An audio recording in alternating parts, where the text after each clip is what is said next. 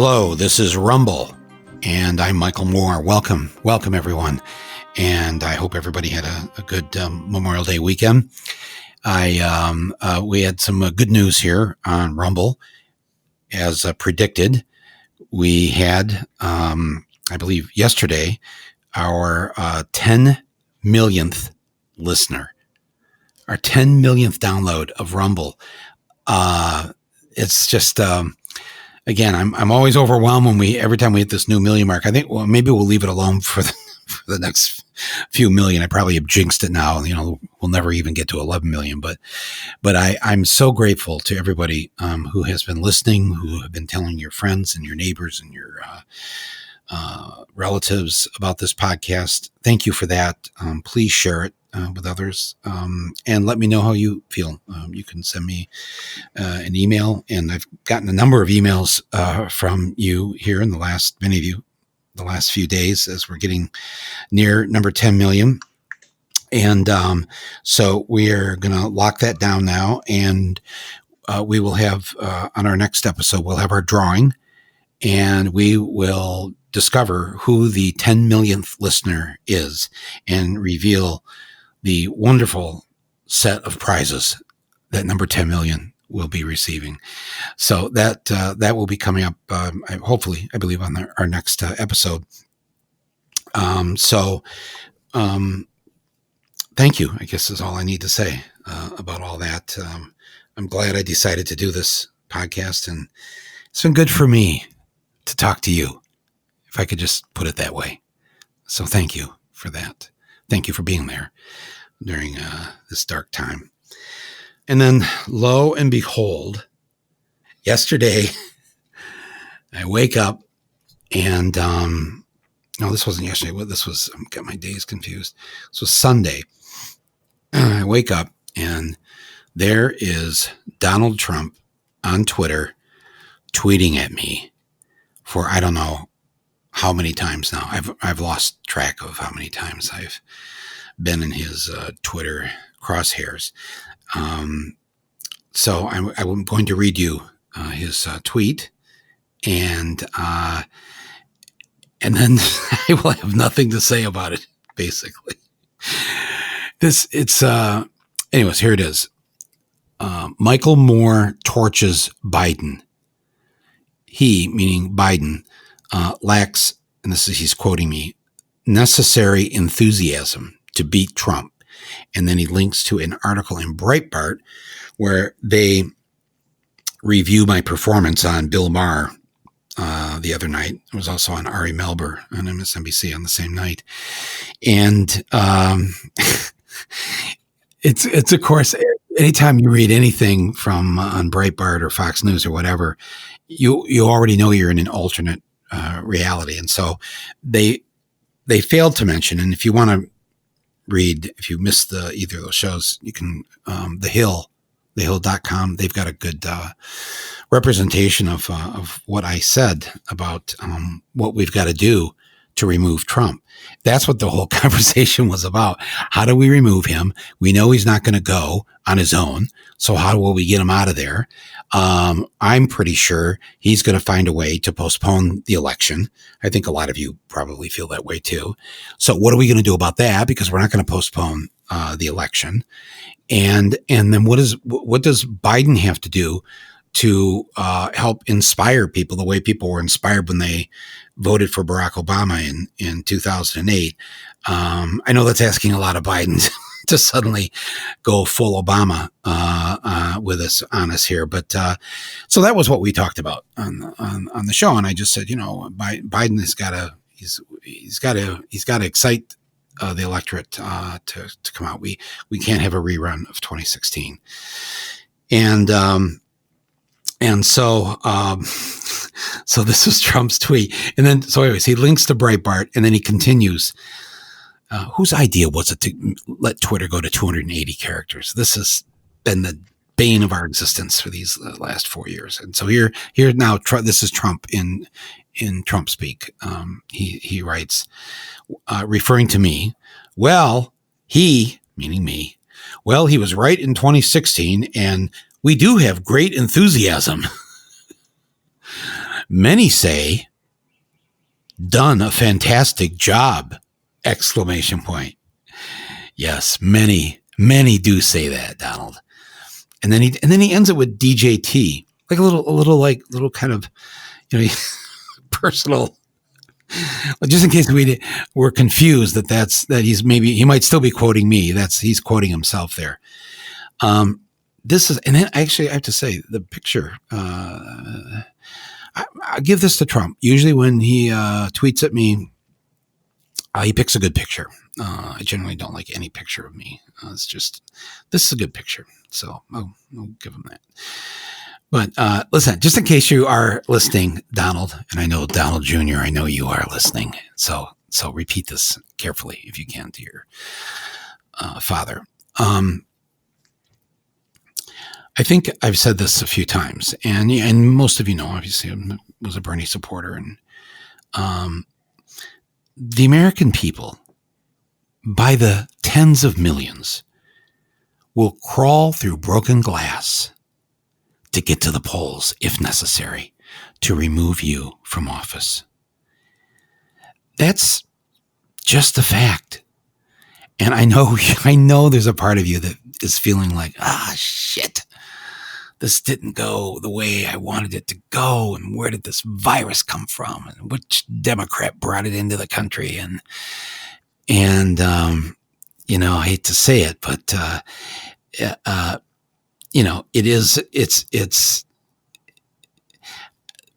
but things could happen. And I'll say this to you, Mr. President.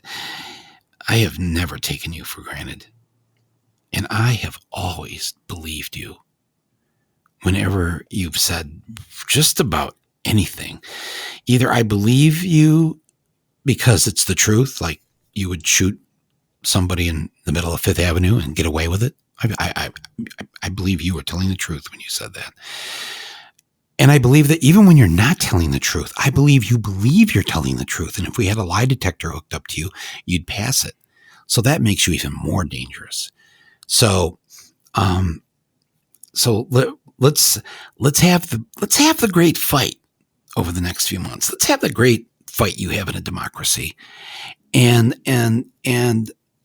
let the least corrupt, most honest, and empathetic side win. I think that the Democrats are going to have to really screw it up at this point for you to stay there. And I know your next thought is, yeah, okay. Well, we've seen that before. So, yes. So that's why we have to take this very seriously. We have to take you very seriously because you could win. You could win. That's right. And anybody who is afraid to say that is not dealing with reality and it's not getting ready for the fight that's in front of us here. And I'm just as worried about it as the next person. And oh, by the way, the next person just happens to be with us here. And I'm so glad to have him here on this podcast today.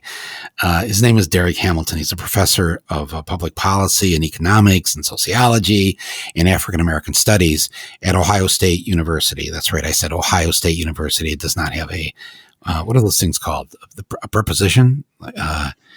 Article? Is it called an article? Yeah, it's an article. Like of is a preposition. Yes, yeah. Yeah. Okay. I'm asking a professor. I hope you know. Right. It has an article. See, in Michigan, we only have the articles a and an. So it could be an Ohio State University, but not. I don't know where the Ohio State University came from. I'm not going to hold you to it. Darrick Hamilton is actually a native of Bed-Stuy, Brooklyn, where he grew up. He went to college at Oberlin College, one of the coolest colleges in the country. As I've traveled this country and spoken at many places, Oberlin's a very, very cool, progressive place in Ohio, actually. And then I got his doctorate at UNC, University of North Carolina. So, Darrick, I've asked you to come on today because you also were a supporter of Bernie Sanders during the primaries, and I think those of us who've read your writings and paid attention to you for some time really like the way you think and speak of our economy, such as it is, and what we need to do to live in a more just and equitable society in this country. And so you have been asked to be on what's called the Unity Task Force. This is where Bernie and Biden decided to form like these joint committees. I think there's like 6 or 8 of them on different issues like healthcare. And I don't know, is healthcare one of them? I can't remember. Yeah. It is one of them. Oh, good. Yeah. Okay. And foreign policy and the economy and so you were asked to serve on this. So tell me what this is like, the Unity Task Force. And if I built it up too much, like it's like I'm not for false hope. So you don't have to. You just tell me what's going on with the Unity Task Force, and then I want to get into what your role in this is going to be. And also you and I can talk a little bit about what we can do to help bring our fellow citizens out of this pandemic when it's over into a better place. I'm so desperate for that to happen. And I am weirdly optimistic that many other Americans are wanting that too. But just let's start with the Bernie Biden, Paris, Oslo peace talks. What's going on? Have you guys met yet? Do you do arm wrestling? What is happening there? Well, first, let me lead off, Michael, with you've heard me say this before, but it rings true, and I get so excited to speak with you. I must admit I am starstruck, and I'm not easily starstruck, but I'm starstruck because of not only your entertainment value. I feel like I can pull out some popcorn and listen to you talk all day. But the knowledge. Don't encourage me. But thank you for that. That's kind of. I mean, I know of no one who can characterize Donald Trump with accuracy the way you have done and the way that you continue to do. You have your pulse on that man better than anybody I've ever heard, and of course, many other things that you do. But to answer the question about the task force, like you, I'm not into trying to waste time. I mean, I'm committed to an agenda to bring economic justice to American people.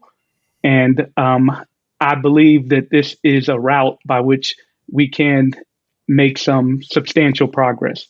I mean, otherwise, I personally would not have joined. But of course, I don't have full control over what gets done and what the outcome will be of the Unity Task Force. And let me also mention that even before the Unity Task Force, if we go back to 2016, the DNC platform itself, which I think a lot of credit can go to Bernie Sanders, was substantially different than previous DNC platforms.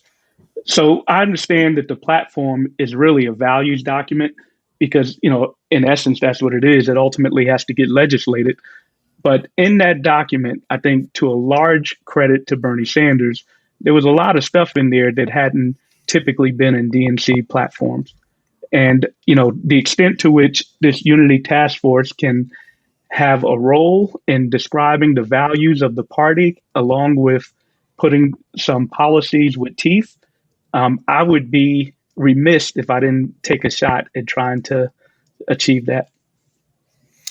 Well, we're glad that you're on it. And I think Stephanie also is she also on the your committee? You're a part of this? She is. Yep. So we've had her on our podcast here already. So have the meetings started yet? Are you at least Zooming with each other? Have there been any icebreakers? What's going on? I think that's, or can you not say? Are you trying to do this quietly, or because everybody listening? I've done this. I'm telling you, we're in our like 5th month of this now, and if I ask people just to keep it amongst themselves, it will not go out on social media or anything. It'll just be between us. It will be us and the people listening. I'm telling you, I've just watch. Just tell us something that we need to know. right now, and you'll see how it will. You won't read it tomorrow anywhere. All right. No, I think it's general enough to say that the committee has begun its work, but you are right. We're supposed to deliberate in a space where allow people to speak freely, so we don't discuss the specifics of the deliberations. But I think, broadly speaking, I don't think I'm revealing a big secret to say that the work has begun.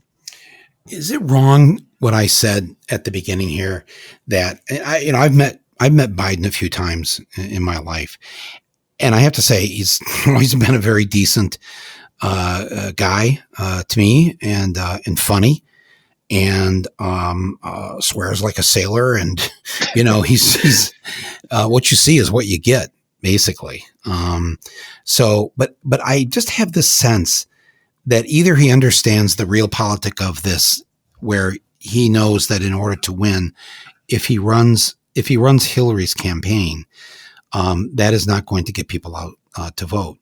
So, but if he runs something that is future thinking into the future, and understanding that the average age of an American today is 37 and a half years old. Mm-hmm. That's where the country is, and that we, close to 70% of the people who are going to vote in November are either women, people of color, or under the age of 35, or a combination of those three. That's 70% of the electorate right there. So it's not your grandfather's, or I'm saying this to Joe, it's not our grandfather's country anymore. It's a new America. And I just have a sense that somehow he's kind of figured that out, even though he'll still, have his blunders and say things, and am I wrong? Am I living in some kind of la la land here when I think that maybe you, Stephanie and Bernie, that Biden has somewhat of an open mind and open ears, and is listening, will listen, and possibly understand that if he is willing to take some, what will, to him will feel like risks, but if he understands what the electorate looks like and what the electorate is, that it's really the path to winning. Is that possible? Should we have any hope for that? Yeah, and let me even back up a little bit and say that I think that the task force came together not only with Sanders identifying some individuals and Biden identifying some individuals, but both of them thinking about the individuals that they selected and the ability of those individuals to engage with each other. In other words, I think there was some thought about who Biden would select and Sanders would select from each other as well, if that makes any sense. So, the word compromise came up with regards to describing the task force. I hope we don't start at compromise. I hope that's not the position I can't predict where we end up, but the goal shouldn't be to compromise. I think the goal should be to engage with ideas and ground them in, we live in a world where you can't be void of politics, but ground them in sound understanding about the economy and vulnerabilities, and then let that, lead with values, come up with the ideas and the policies, and see what we come up with. And then, we have to engage in the politics and start, hopefully not too much horse trading and stuff like that. So, I think that's important. And then, on the other issue, when we think about what Biden would have to do to win, a lot of this begins and ends with Donald Trump. And that man is, if we think about integrity, he is authentically without integrity. Totally devoid of integrity, devoid of empathy. There's a few things that separate humans from the other species. I think one of them is our ability to laugh. Some people with cats will say they have a sense of humor, but they're just, they just want to believe that. I let them believe it. But one of those things that we have is empathy, and this kind of And he is devoid of that. Trump, I'm talking about. Yeah. And this, and all the weird psychoses that he has, that depending on what day it is on the cable news shows, they'll describe him as a 5-year-old, a 12-year-old, an 8-year-old. You know, I always feel bad for the kids if they're home listening to this, you know, listen, 8-year-olds, you're fine out there. Let me tell you, 8-year-old, that is the coolest age.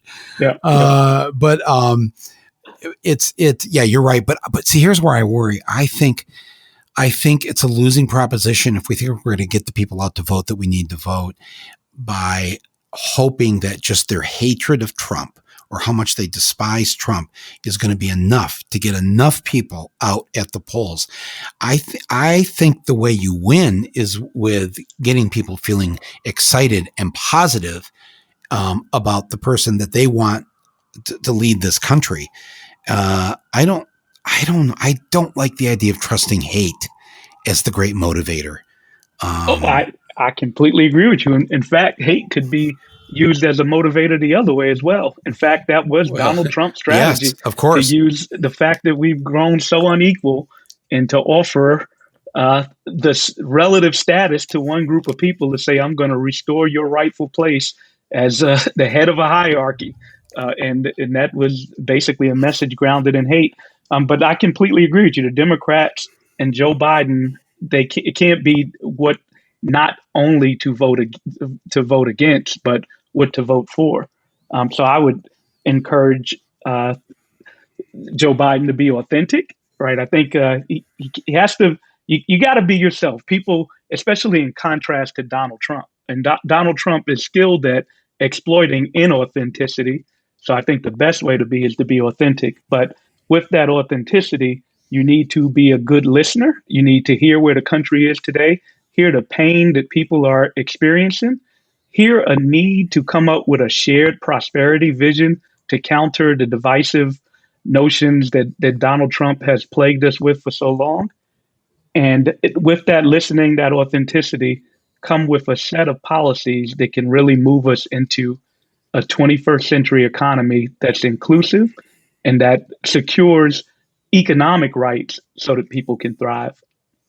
Can that happen in a capitalistic society, really? I mean, what you just said, is it, capitalism, or what we'll call latter-day capitalism, is a system that just seems built on greed, where the profit motive is a religion. And it's more and more set up so that the few at the top get everything, and the rest have to scramble for the crumbs and have to try to get by. You know all the statistics in terms of how many people live from paycheck to paycheck. The new statistic this year, which was, I think, something like 30 to 40% of the American people can't even get to the next paycheck. Like, they run out of money on an average of 2 or 3 days before payday. The level of tension and stress and awfulness that must and does create in people. And I just, I know there's a lot of things we need to do in the short term, like the minimum wage and all that, but when do we ever get to talking about the long term, the big picture, and this thing? I don't even know if it's called capitalism anymore, but whatever this is that we have, where there's a big pie on the table, and 1% of the country gets 8 slices of that pie, and the other 99% have to fight over the last 2 slices. When does that end? When can we?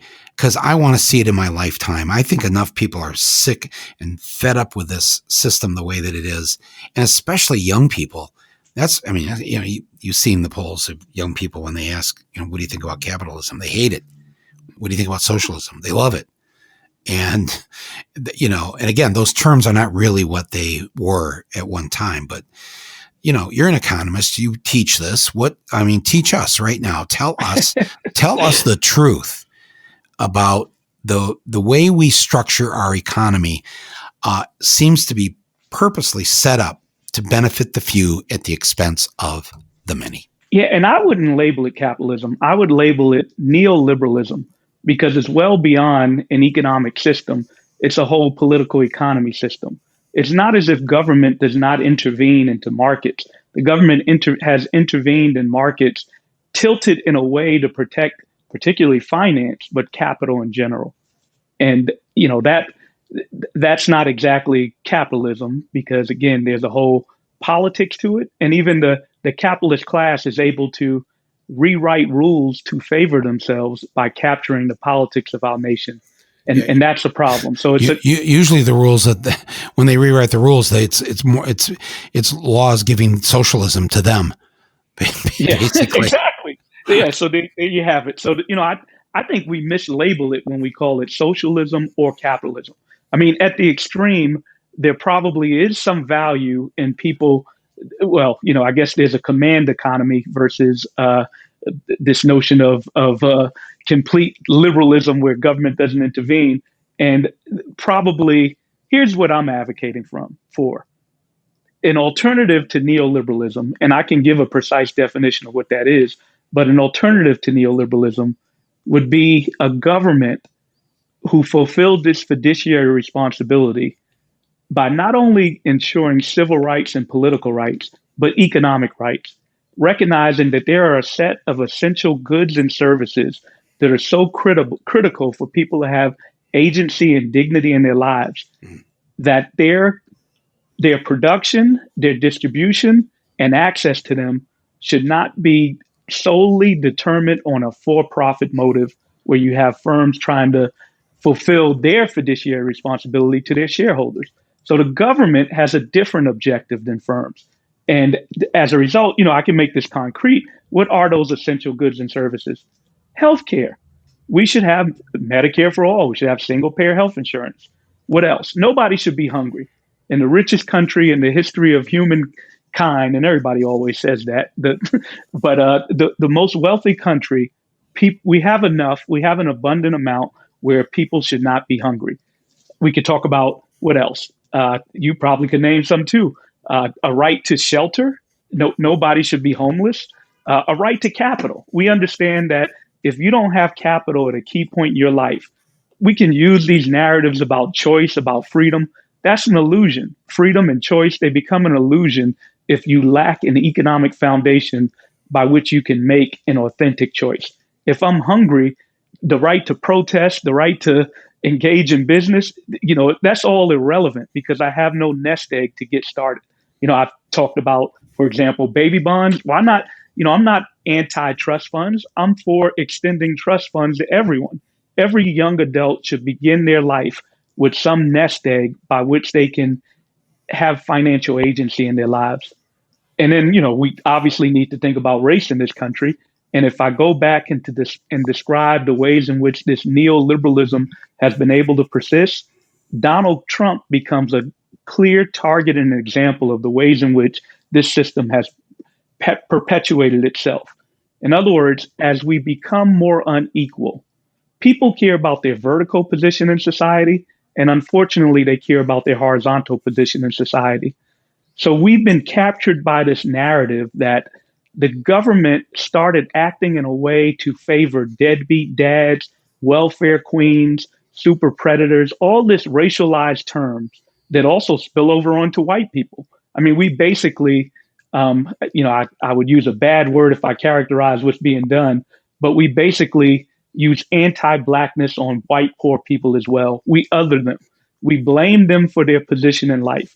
We say that they've made poor choices, but we never look at resource deprivation.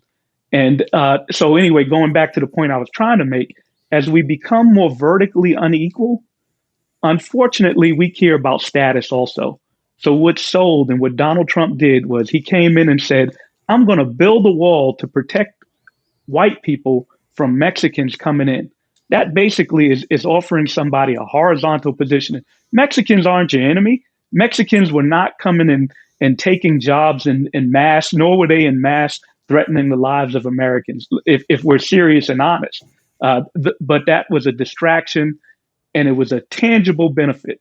that was offered. And then his strategy towards Black people was to try to convince the masses of Black people that it doesn't make a difference whether you vote Democrat or Republican, that it's still going to be the same for you. So you might as well vote for me or stay home. That was his strategy. And that comes back to the point that you were making. The Democrats have to do more than talk about what's wrong with Trump.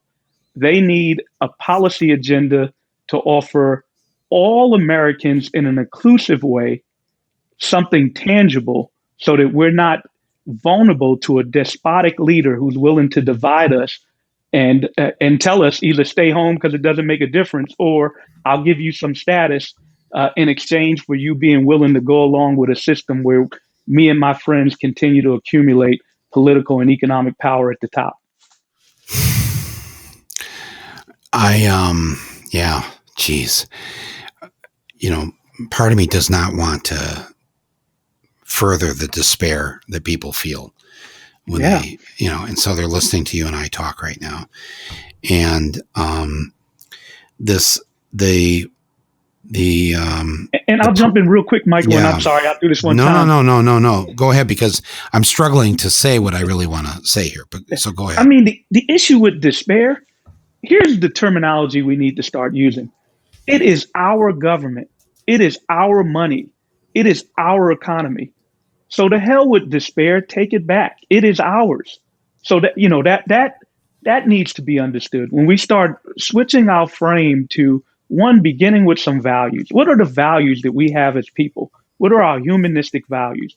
It's not just self-interested accumulation that knows no bounds in a basically colonial frame where we try to position our group better than another group. Another set of human values is morality, is sustainability, is shared prosperity. When we adopt these values and commit to them, and then recognize that it is our money, it is our economy, and it is our government, that's when we're able to, I guess, come up with a political movement to where it doesn't matter who's in office, whether it's Bernie Sanders, Joe Biden, it's our government, our money. And I love Senator Sanders' campaign slogan when he said, "Not me, us," because that is shifting the frame. And I think, my optimism is that my generation, and I think we're in the same generation, we came up under Reagan, Thatcher, where, especially being Black, I was told that if I can go to the Ivy League schools and just work real hard, I'll be fine. That, the source of economic mobility, I was the captain of my fate. But I've seen a whole lot of right now I'm in a fairly fortunate position, so let me not be a hypocrite. But I've seen a whole lot of my friends, brethren, and family who've done all the right things, who've done all the things that they were supposed to do and still end up in not good economic and health positions. So we got caught up in that rhetoric of just work hard, and because it's appealing, it tells us we have agency in our lives. That is something that people absorb. You want to be the captain of your fate. But young people today, I'm proud of them. They usher in these, we will not tolerate fossil fuel. We will not tolerate discrimination against Black people and discrimination against women. Movements like Occupy Wall Street, movements like Black Lives Matter, Me Too, and then, the climate strike that took place. So to me, the optimism is they're like, I guess I can say this, they're like, F you, we don't care, we demand justice. That's the framing that we need to get to. We need to redefine our economy to include moral values like our common humanity, like dignity, like sustainability. I think that's the game changer. If you had a magic wand, though, if you could just wave it and fix not everything, but just fix one thing, fix a couple things. I mean, you've been sort of given a magic wand because you have a seat at the table on this task force. Yeah, right. I mean, you get to. They're not going to listen to me. They're going to listen to you. You're going to get to say a few things and maybe trigger an idea or two that if Joe Biden and whoever's running mate is, when they run on this, it will energize and excite people to come out and vote, not out of just hate for Trump, but out of really seeing a new kind of world we could live in. So I've just given you the magic wand. If you could fix one thing economically, and we'll talk about the pandemic in a little bit here, but just in general, you must have thought this. Everybody plays the game. If I were president, here's what I would do. I mean, I've people who listen to the podcast know my whole platform. If I were to run for president, and the number one plank in my platform is one charge cord for all devices, for your phone, your tablet, your laptop. There's just one. There's one. Just like there's every electrical device, there is one cord with two prongs in it. And it's been that way for over 100 years. And 100 years ago, they didn't know what a TV was or a computer or even a refrigerator. And everything still to this day has those two prongs and a cord that goes to the electronic device, but not with our new tech. I'm just saying this because I'm just sick and tired of losing the cords and having to pay another, $39 or $79 for whatever. But okay, I've given you now. That was just a little comedic interlude to give you some time to think about. Now you see the magic wand in your hand. What would you do? Well, first, I would rather be the benevolent dictator rather than president. Can I change my title? Yeah. Let me tell us what that would look. No, tell us what that would look like. Because and we understand the benevolent part. There's not going to be violence. You're not going to enact your ideas in a Mussolini sort of way. But if you were a benevolent dictator, meaning full of love, what would you do? Yeah, and I also need to realize that I can't be the humorous one on the podcast with you. No, please. But we need as much laughter right now as possible. No, but to get to the point, I would enact, especially given the scenario that we're in, and I know we're going to talk about the pandemic, but a federal job guarantee that if we had a public option for jobs that would ensure that anyone who desired to work could work, it would eliminate involuntary unemployment. It would eliminate working poverty because the jobs would be productive jobs with at least decent wages, at least decent benefits.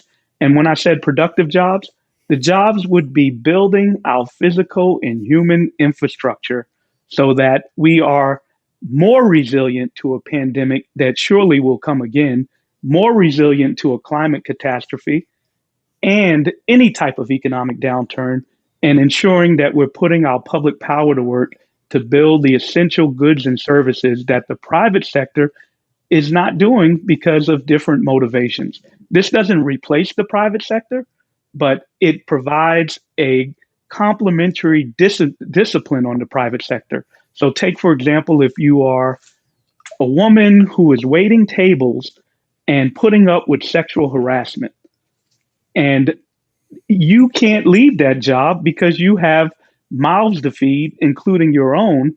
So you put up with the harassment at work. Well, that's just one example of the way, if we had a federal jobs guarantee, workers would be empowered to bargain better for their wages, their benefits, and working conditions more broadly, whether they were in a federal job or not. Right now, employers have too much power, and a federal job guarantee would be one that would rebalance power towards workers, but in the process, build out our physical and human infrastructure. And why did I say human infrastructure? Because in the past, we talked about public work jobs in the history of American history. We talk about building bridges, building transportation, but we also need a care society. So we could literally provide the public sector ensuring that we have care for all of our people from birth all the way through when we become elders, child care, adult care, elder care, etc. So the woman who's being sexually harassed at the restaurant, who's working the tables and whatever, if there's a federal jobs guarantee, can she just say, to hell with this, I'm not working here anymore, but not be afraid that she's going to be without if she leaves this job full of harassment? Is that what you mean? Is that you're saying that we would have a system to where there's that safety net that would be there. Yes. And that there will be a job for you. You don't have to stay here and take this crap. That's exactly what I mean, that there is a competitive alternative where the threat of being destitute from unemployment gets removed. And that, to a large extent, gives employers a great deal of bargaining power. If a worker is faced with, if I don't put up with what's going on in this workplace, I'm going to be unemployed and not able to feed my family, it will force you to have to do things that are sometimes undignified. I mean, an analogy could be, as a university professor, I am so privileged and have the ability to go out and talk freely in many ways that I otherwise wouldn't be able to if I didn't have tenure. And I'm not saying that tenure gives me unlimited privilege to literally just say whatever I want. I can't scream fire in the theater, but I don't have that threat of losing my job because I say something because I have tenure. So, obviously it's not the same thing, but what a federal job guarantee does is it provides a check on the private sector that says that if you want to hire American workers, you have to offer at least this in terms of wages. It's a backdoor way of getting health insurance. Now, this is not a end-all policy to address all of our issues. It's not a silver bullet policy, but it is a big policy that has a lot of spillover effects. Like I said, it will, if the federal government through a federal job guarantee offers health insurance, then if you want to hire workers, you have to offer health insurance. Otherwise, workers have a choice. If we decide that workers should not work 40 hours a week, that a typical work week should be something like 35 hours a week, well, we can make that decision by use of a federal job guarantee. In other words, our society is set up that we discipline workers, that workers are disciplined in a lot of ways. But with a federal job guarantee, it flips the script and offers a disciplinary mechanism on the private sector. It says that you have to do at least this if you want to engage in our labor markets. And one more thing, Michael, real quick. Yeah. This is not new and radical. If we look at American history, these big monuments that we have, our roads, our bridges, this is all grounded in a New Deal framework where historically the public sector has used its massive power not only to put Americans to work, but to build infrastructure for our country. So again, it's a misnomer that this is somehow radical. This is consistent with our American history. If you, I have some friends, they live in Europe, they live in Australia, they live in Canada. They do not understand when they hear Americans talk about, I can't leave my job because of the benefits. I can't lose the benefits. And they're like, wow, so you're forced to stay at a job you may not want to stay in. Yeah. Whereas if you're Canadian or you're Irish or you're Australian, or actually, I think if you're Kenyan, if you are Chilean, I mean, even in countries that are not first world countries, they have a basic ethos that says that a person should have some kind of choice. And so if you don't like your job in Canada, go get another job because you're never going to be without your health insurance. Yeah. You want to take a sabbatical? I don't know the work. I've always wanted to start out like a working class sabbatical idea here, but it's for another show. But they, if you want to take 5 months off, take 5 months off. You know what? You're still covered. You still have health insurance. Yep. There's still money that's going into your retirement. There's all the things that are covered where you don't have to worry about in most of Europe. You don't have to worry about your parents being in the gutter, or the way we do it here, where your parents have to go bankrupt. They have to force themselves into bankruptcy before Medicare will then say pay for the nursing home or whatever. Yeah. It's such a cruel system, and when you see how the rest of the world lives, and they don't have to live this way, the freedom. What you're describing, Michael, is part of the point that we need a package of goods and services. Like, it's not just going to be a federal job guarantee.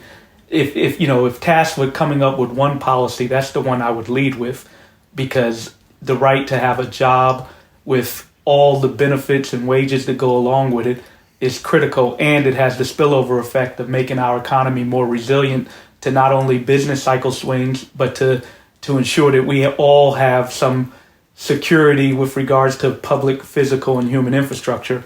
But that can't be it all. We need capital in our lives. People need to start off with some capital so that they have an option to have a home if they want to have a home. They do this in other countries. A baby is given. I know this is true in France. When you're born, it's like you get I think you called them baby bonds, but the government puts money into your account. They open an account for you. It's in your name, and when you're 18, you have access to that account. You can use it. Don't need to use it to go to college, because college, everything from a trade school to the Sorbonne in France, is free. Yeah. So, but you take it and you go travel around Europe for a year, get to know people, get to know the world you live in. That money is yours. It's there for you. So you get a leg up when you go out in the world as an adult. Thomas Paine in American history talked about endowing everybody at birth with, at the time he was talking about it in terms of agriculture, because we were an agrarian society.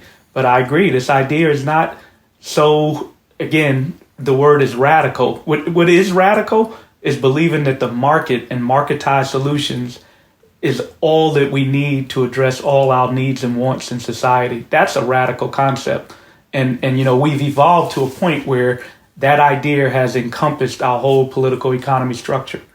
But I agree that things like healthcare, things like going to college, all that shouldn't be tied to a job. That those are separate things in and of themselves, that our government should ensure that there's adequate quality and access to everyone. Give me another one. I like this first one. Give me something else you do, because what happens like next January 20th, and all of a sudden Biden asks you to be, to run his council on not Council of Economic Advisors or whatever that's called, and there you are. You actually are in the room, and you're actually able to suggest, why don't we try this? We're the United States of America. We have the means. We have the people. We have the will. Let's do. Give me another idea. Just give me another one. Public banking is one. Think about what's everybody. That? Public banking. Ensuring that everybody has access to a high quality account that is affordable or free.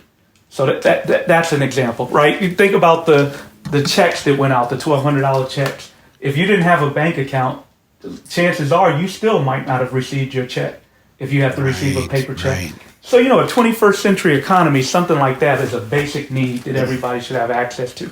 We could think about using the postal system combined with the Federal Reserve or even Treasury to ensure that we have adequate finance and banking for everyone, that they're not at the whim of a banking sector. And again, I'm not casting moral judgment on the private sector, although we can. They do what they do. They are for-profit entities. We make the mistake in thinking that they're going to do something else. Yeah. Plus, it's my job on the podcast here to cast moral judgment on them. So don't worry. You don't have to do that. But what you're saying is that we have this incredible postal system. I was thinking this the other day when Trump was proposing sacking the whole thing, and there's only one person from your government that comes to see you every day. It's the mailwoman or the mailman. It's the most amazing system when you think about it.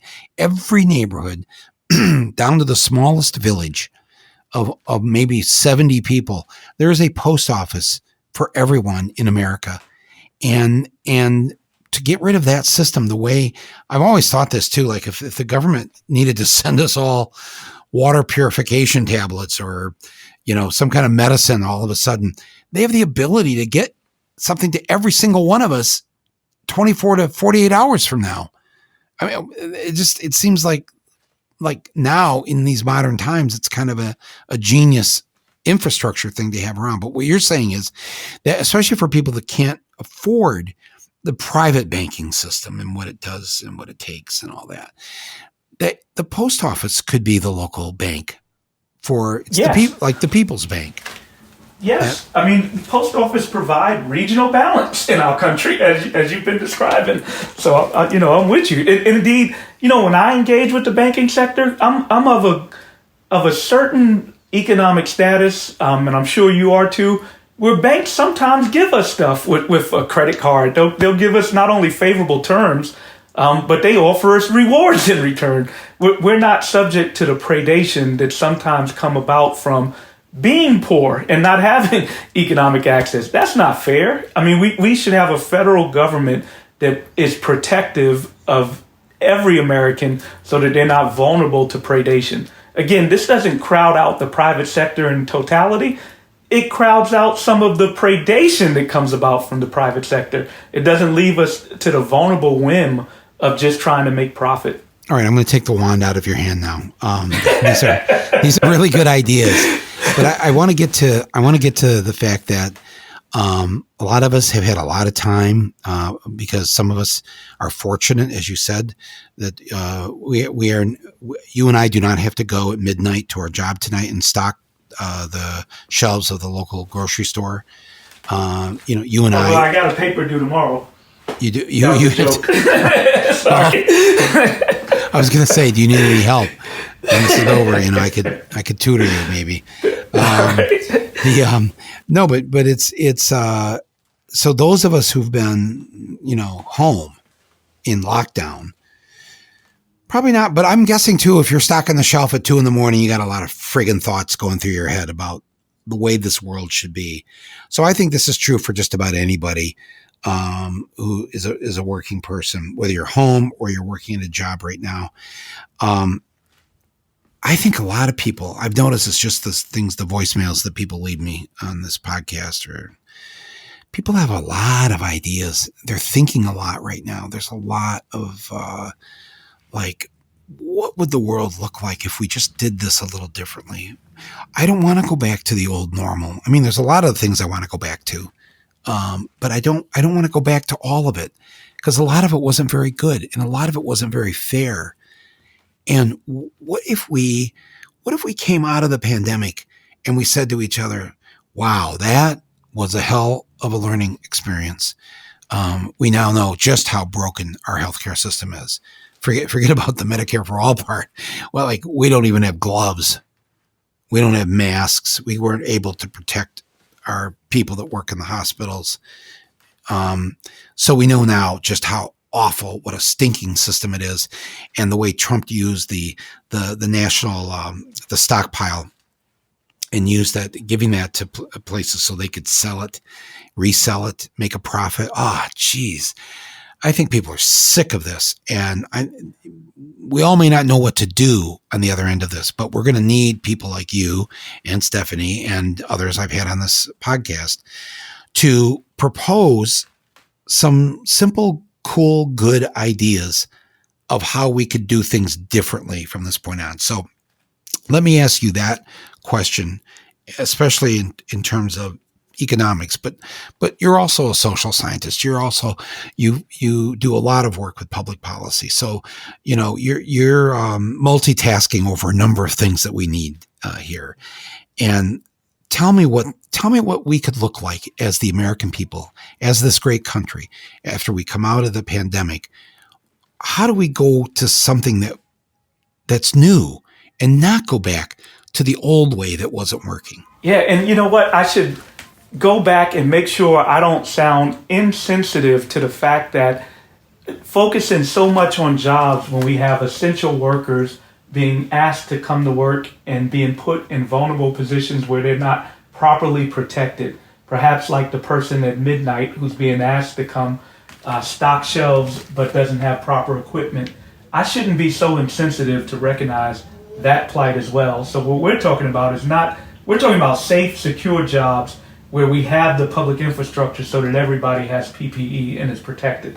So I just want to add that clarity. Sure. Now the point that you raised, if you know, hate to use the word silver lining. That's not the appropriate word, because this is horrendous. And the first thing we need to do, first and foremost, is make sure people are healthy, secure, and even that dichotomy that's being presented as if, you know, we need to open our economy up so as to make sure that we have economic activity, even if it's putting American lives at risk. That's a false choice. When we talk about an economy, you have to begin with mortality first and foremost. Our health is the most important ingredient to a successful economy. So I'm of the side where we should use public power to rebalance the economic conditions that we face, rather than asking Americans to risk their lives for the sake of capital. The analogy of talking about somebody going to work and being a soldier in a war, that's a problematic analogy that we should reject. We shouldn't ask people to put their lives at risk. I mean, I'm not that I'm for soldiers putting their lives at risk either, but to me that's a poor analogy. But that said, Michael, going back to the point of your question, I'm optimistic and hopeful that that we will get to the point where we recognize, for example, from COVID-19, there's clearly a collective vulnerability that took place. Many of us we're in varying degrees, we're all affected by this pandemic, either in terms of a health risk or our economic risk, but it's clear. I mean, when a prime minister of the UK ends up with COVID-19, clearly it's a pandemic that puts us all at risk. Obviously, some of us are more at risk than others. We know that Black people are, I believe the reports have 3 times the mortality from COVID-19 compared to white individuals. Now that's horrible. That is indicative of a national failure. When something that's seemingly random, like a pandemic, can affect you because of your racial identity in such dramatic ways, we're failing as a nation and we can do better. So my point is that even though we have this collective vulnerability during the times of a pandemic, they're everyday vulnerabilities that people live with regardless of whether we're actually in a pandemic or not. So we really can, it's not pie in the sky, we really can have a better society where we get rid of that, with that vulnerability, where we have, here's some other good positive things that have come out from this pandemic. Now, we all know that the congressional response has been inadequate, but nonetheless, there's been some unprecedented things by their actions, that when people say we can't do something, there's evidence that we can. So the ability for the federal government to amass large sums of resources in a relatively quick time and distribute them, well, we've shown we can do that. So we can do that whether or not we're in a pandemic. We have that capacity. The ability to send direct checks to individuals in the United States. Well, hell, why don't we eliminate poverty by literally sending checks to people who are poor? And, everybody will say, well, won't that discourage them from working? We already have in place an earned income tax credit system where people get tax credits and, subsidy associated with being poor and working in a way that encourages work. But we arbitrarily say that people who don't work don't have access to any type of tax credits. Well, our tax code should be economically inclusive. Everyone should take part, and it should be socially equitable. If we want to talk about a basic income, we can do it through our tax code, and then we can expand the earned income tax credit beyond just an anti-poverty program, but we can extend it to all, not only working class individuals, anybody that gets below the median income. Why don't we use the tax code so that we're enriching their lives, trying to encourage their income up to at least the median or middle class? I'm sorry if I'm in the weeds with that type of program description, but my larger point is that perhaps a positive thing that have come out from this pandemic, the notion that government can't, yes, they can. And we don't only need to have government action. We can do it when there's a pandemic. We can do it when there's not a pandemic. Are we ever going to have to listen to that line again of how are you going to pay for that? Wow, where are we going to get the money? Where are we going to get the money for that? I mean, every debate, poor Bernie, how are you going to pay for that? And then we go through this, and it turns out we can pay for anything. Right. It's like, wow. what they've let an awful secret out of the bag. There you that go. our United States government has the ability to do anything. That's why Mitch McConnell is fighting so hard. He doesn't want that secret out. No, well, it's out now. Everybody knows. And so now the average American's like, wow, if the government can do and pay for anything, what would I like? What's the country I want to live in? What would that look like? And how would I have my government pay for that? Because now we know it can. And I think people have got it now. I think they have figured out the ruse that we've all lived under for so many decades. And coming out of this, I hope people will demand that the government do what we need it to do to take care of the people in the way the people should be taken care of, the way they're taken care of in every other first world country except this one. We need only look back at our history at programs like the Homestead Act, like the GI Bill, like various other programs. These were literally entitlements. These were literally giveaways where the government gave away land and built. Now, there's some problem in these programs. We know that they gave away Native American land, and we know that to a large extent blacks were excluded. But nonetheless, my point is that we have a history of government entitlement, government direct giveaways.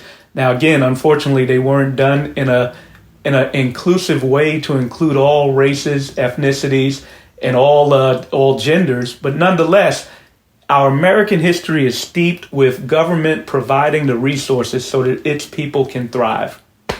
You wrote something in Slate earlier this month, like an op-ed or an essay, about what if we were to consider a New Deal coming out of this pandemic. What if we went back to the concept of that FDR had, that we need a New Deal for all Americans? Just describe to people kind of what that New Deal would look like.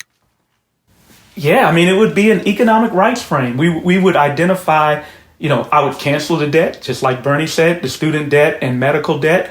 Let's start afresh, cancel that debt, and ensure that everyone has a quality education from grade school all the way through college.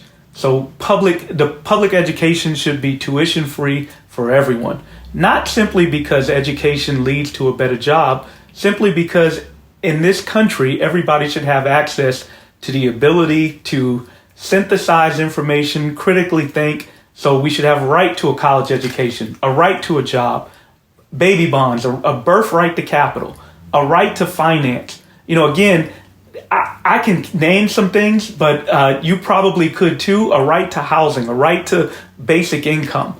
We should identify what are the essential goods and services that people need to thrive in their lives. So it would be the fruition of what FDR said in his 1944 State of the Union when he called for a second Bill of Rights. He called for an economic Bill of Rights. We didn't fulfill that. In fact, if we think about our political economy, and we talked a little bit about capitalism, neoliberalism was a revolt against the progress made from the New Deal and the civil rights movement, where the capitalist class said this has to stop. And they were systematic in coming up with a political economy strategy, both in narrative, both in using the divisiveness of race. Again, we talked about all the framing around deadbeat dads, welfare queens, the undeserving poor. They used all that framing to accompanied with, we talked about it's not enough for Biden to critique Trump. You have to have something positive. Well, in that neoliberal framing, they talked about freedom. They talked about choice. They used those words in an inauthentic way in order to galvanize a movement through the academy. We can go on and on and on about the manner in which they did it, but it has led to where we are today. And a big point is that we can have a different path. Inequality is a political choice. It is not inevitable. Right. Yes. That people, I actually want people listening to this. I'll post it on the podcast page here, along with this episode. FDR's, Darrick mentioned FDR's, what he called his second Bill of Rights. He said that there's some rights that at the time when the country began, they weren't things that maybe they thought of, but now that we got into the 20th century, he realized that every human being, every American should have a right to X, Y, and Z. And I was making one of my films. It's called Capitalism, a Love Story. And my incredible group of archival people found the footage of, he had to give his State of the Union in 1944 from home in the White House because he was getting very ill and couldn't go to Congress and give it. And so he gave it from his office or one of his rooms. And he asked that it was just over the radio, but he asked at the end of it, because he'd set up for a newsreel crew to come in. They were just going to take some shots of him giving the State of the Union over the microphone. And he said, no, I want you to film that one part of it. I'm going to do it over again. I want to do this one part, my second Bill of Rights. And I need this on film, because he knew he was dying and he wanted this to live and he wanted people to see him say it. And I had heard for years that it existed, but the Roosevelt Library in Hyde Park said that no, they didn't have it. It didn't exist. It was only on audio. And so my wonderful team found it. I'm trying to remember the story now. I think it was at a college.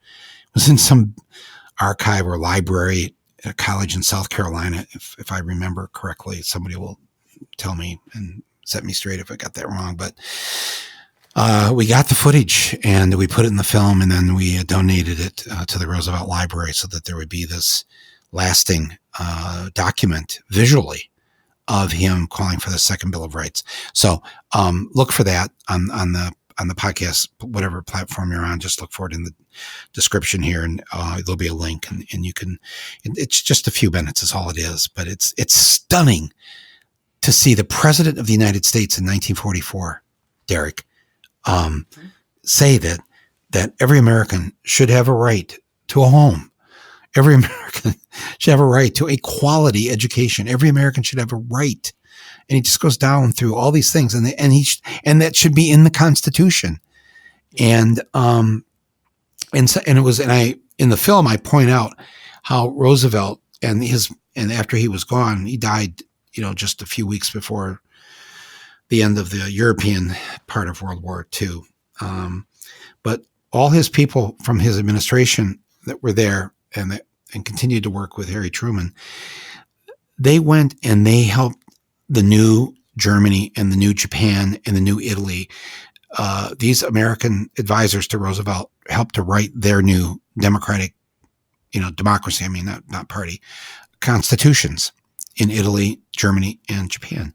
And in these constitutions are all those things that Roosevelt wanted for us: the health care, the right to a job, all this stuff. They put it in because they thought, we've got to help these countries they got to come out of this, and they've got to be thriving democracies.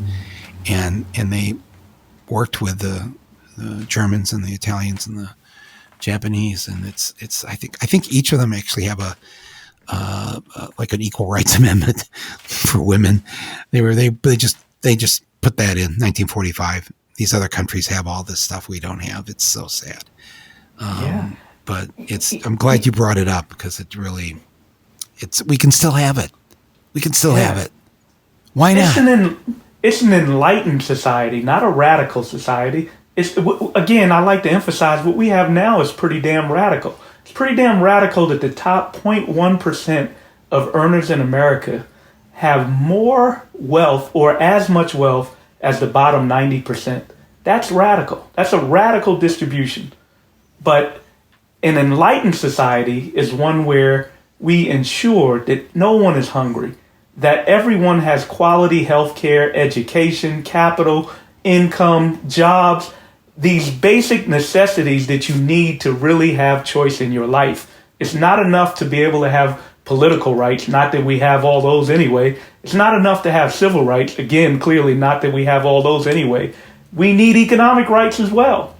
That has to be part of the human rights package for an enlightened society. Well, I got to tell you, Darrick, it's been great listening to you say these things. I have such hope for what you're going to do on this unity task force with the Biden and the Bernie people trying to put together the platform and what the Democratic Party is going to present to the American people here this summer and fall. And it's you're doing the Lord's work. You know that, right? It's so important at this point, because if we don't come out of this, I fear that 4 years of Trump could take us 30 years to recover from if we don't blast our way out of this with new, fresh, bold ideas. And, the fact that you get to be part of this task force that's going to put this together, for those of us who know you and who followed you. And I'll post a couple of your op-eds, one from the New York Times recently, and I mentioned Slate, so people can read some of this. And we didn't even get into talking about Ohio State, you don't understand. If you come from Michigan, it's just such and it's not just Ohio State. It's like the minute you cross the border into Ohio, first of all, you better be careful, because the police are looking for anybody with Michigan license plates, and you will get a ticket. You will not get 20 miles into Ohio without a ticket. I'm just saying. I'm not trying to get in any trouble here with people at Ohio State. One of my best friends teaches there, and lots of good people have gone there. I can't name any right now, but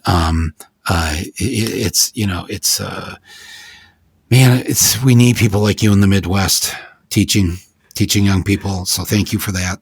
I'm going to say I did a postdoc in Michigan, so I got some Ann Arbor roots, and I know you have allegiance to the Michigan State team with the Greens, the Spartans. I'll say that we have to say the Ohio State University. You got to include that article. When did that come? I swear to God, when I was growing up, nobody called it the Ohio State. When did that start?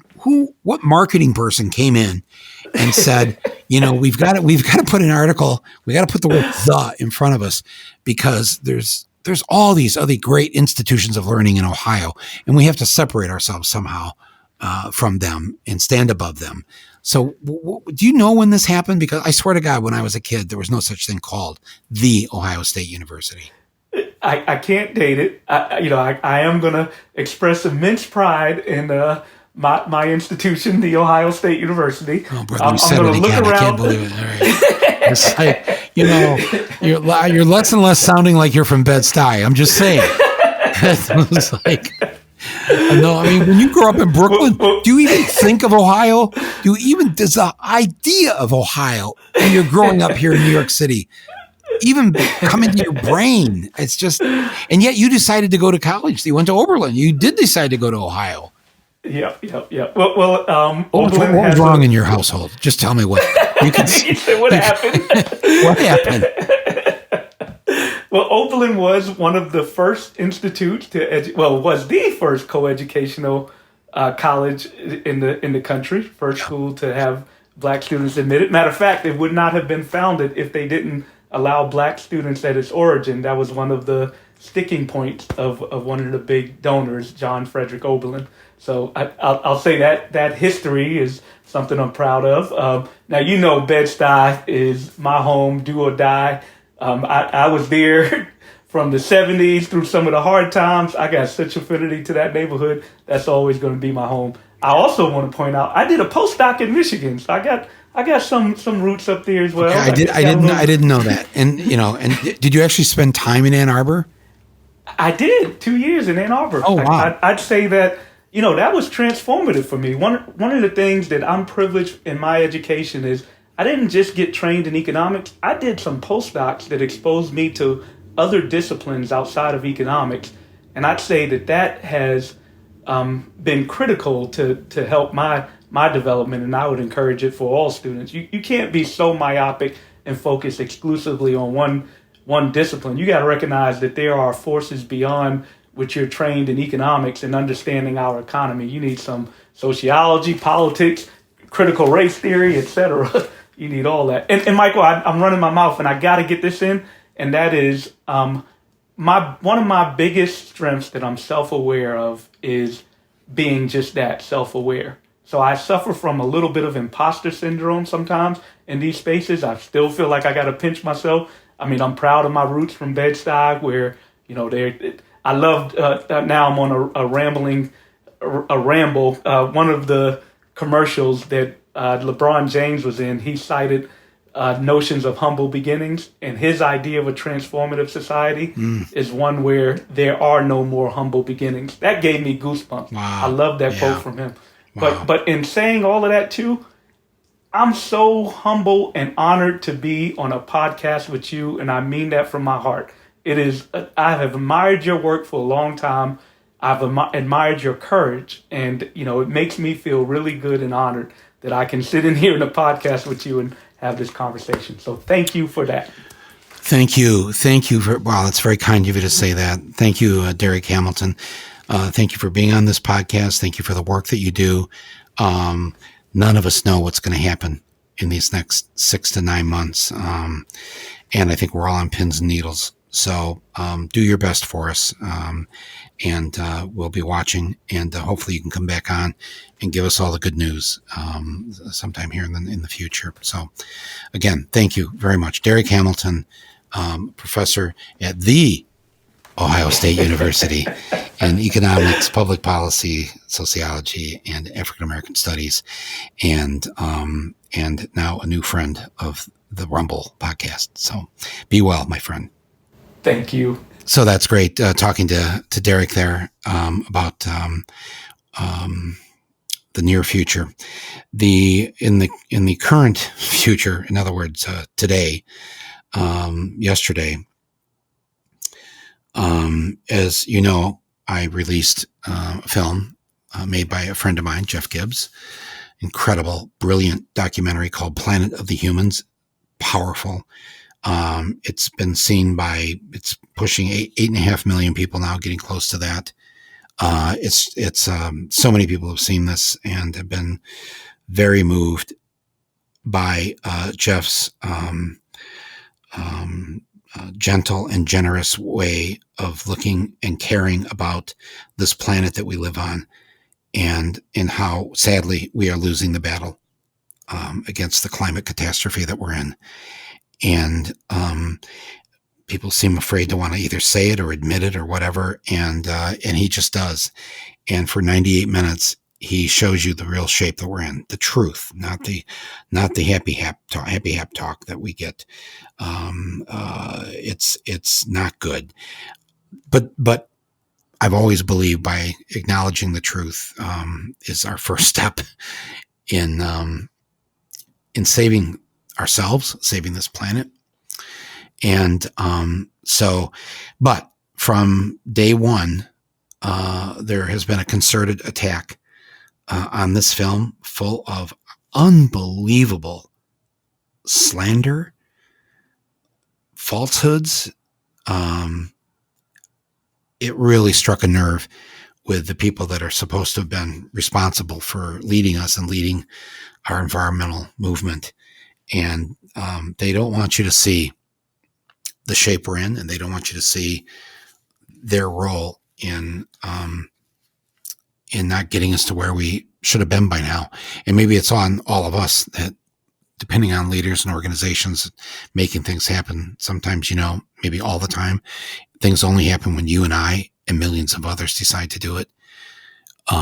So the film it's a real eye opener, but it's been a poke in the eye, I guess, for some people who don't want a filmmaker like Jeff bringing up the connection between capitalism, between big business, Wall Street, and our so-called green energy movement.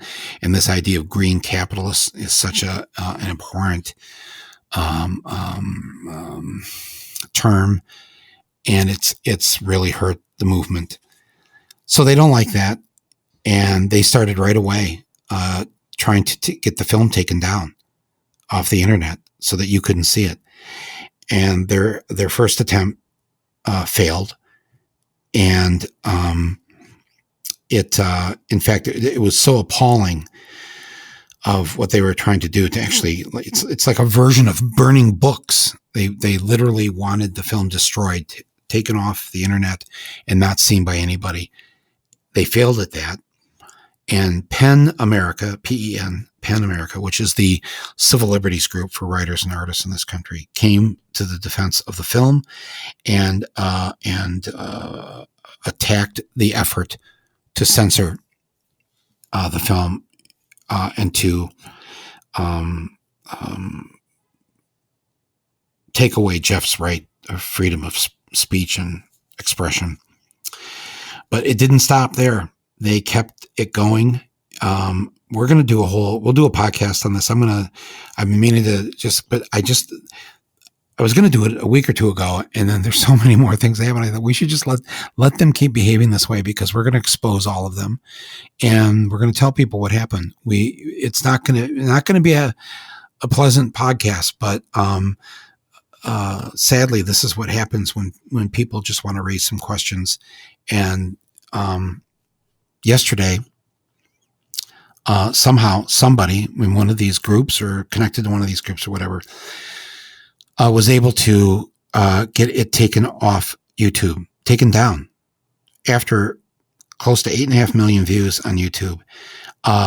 If you went to it yesterday or last night, it's just a black screen saying that the movie no longer existed.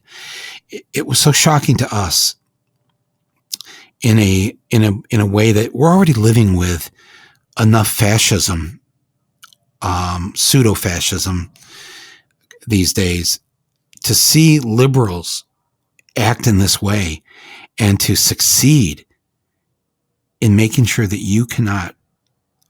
I'm hoping by the time you hear this, if you were to go on my YouTube channel and click on it right now, there's the film. It's back.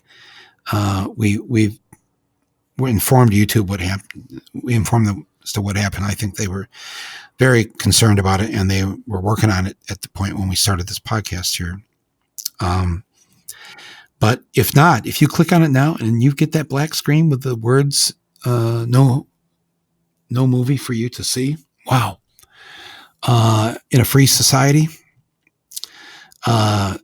this is like the worst for me as a filmmaker.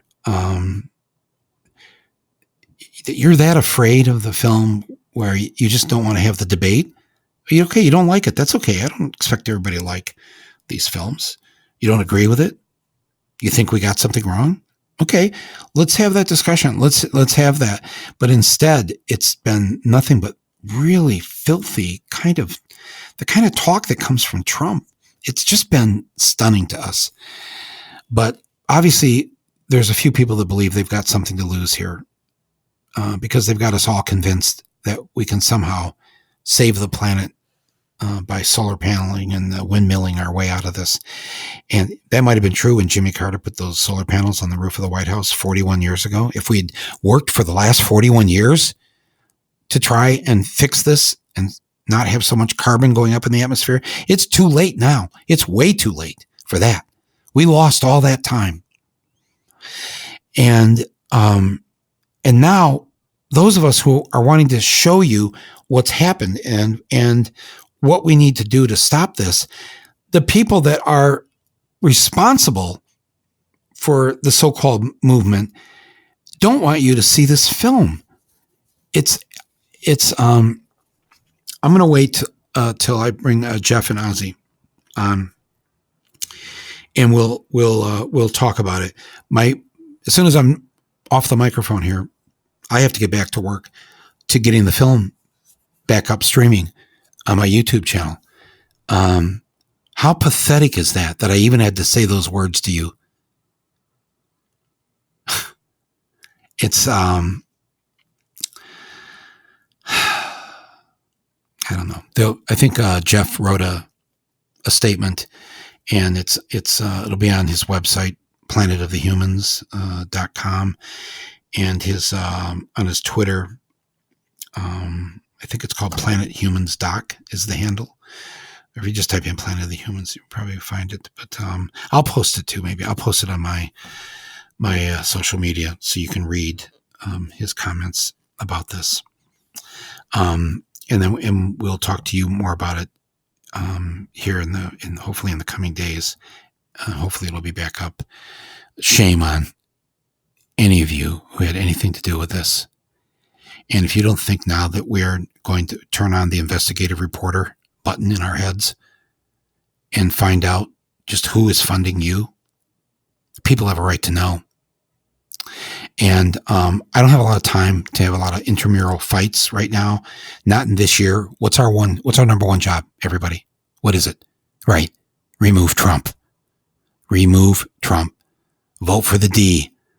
Whoever's got the D by their name on that ballot. That's our number one job this year, not fighting each other. And the fact that they would do this during this time, they would take 1 minute away from Trump removal onto this is mind-blowing. So we're going to deal with it, and then we're going to move on. And we're going to work together. Even if we don't like each other, we're going to work together with our one common goal to save this country from the malignant narcissist, the aspiring fascist that's in the White House. I also wanted to tell you that on the podcast, on the platform page here, because we are recording this here on the evening of Memorial Day, I posted a picture of myself and my dad when I was a little kid. We were at the New Calvary Cemetery in Flint. His brother, Lorne, was killed in World War II in the Philippines. Just a few months before the war ended. And so we would always go out there to his gravesite and kneel down and say a prayer. And I loved all the stories our dad told us about our uncle. He sounded like the greatest guy. It sounded like what a loss that he didn't live. And my grandmother was so distraught when she got the news that he had died, that when they finally shipped his body back, he was killed by a sniper, to Flint, and they had the funeral. And this is I think a good 2-3 years it took to get the body to come back, and buried him in the cemetery. And she convinced my grandfather to move. She wanted to live. There was a little neighborhood across the street from the Catholic cemetery, and she wanted to live there. And so they rented a house, like literally across the street from the cemetery, because she wanted to be close to her son, and she would go there every day. His loss. I mean, I'm born. Was I born 9 years after the end of World War II? But it was all through my sisters, my childhood, the stories of Uncle Lorne, and what he meant to the family in general, the possibilities of what could have been. And on this day, we would always go out to the cemetery. So that's what that little picture is. If you see that there on the site, and my parents are gone now. A lot of us, a lot of loss right now, just in the last few months. I ask everybody, and I before we went on the live, I asked Darrick if he'd known anybody or anybody lost, and he said yes, and it's got kind of quiet, and back here in his hometown of New York City. It's a common story with a lot of people right now. I'm so sorry for all of you, anybody who has that loss. I hope this podcast offered some kind of realistic hope that there are things we can think of and do to come out of this and be better people and be better to each other, and to live in a different world. I know we can do this. I know it. I do know this. I know this about so many of you. Thank you for being part of this podcast. And thank you for watching Jeff's movie. Thank you for caring. Thank you for your little acts of kindness every day that you do for other people. And let's dream about what's ahead of us here in the next few months. I think it can be something pretty damn good. Thanks everybody for tuning in to Rumble with Michael Moore today. This has been Rumble, and I have been Michael Moore. And I thank Darrick Hamilton and our executive producer, Basil Hamden, for his work on this podcast, and our sound engineer and editor, Nick. You're listening to this, so thank you very much for helping me do this, all of us in our remote locations. And be well, everyone. Wash your hands and think about the good that we can do on the other end of this pandemic. Be well.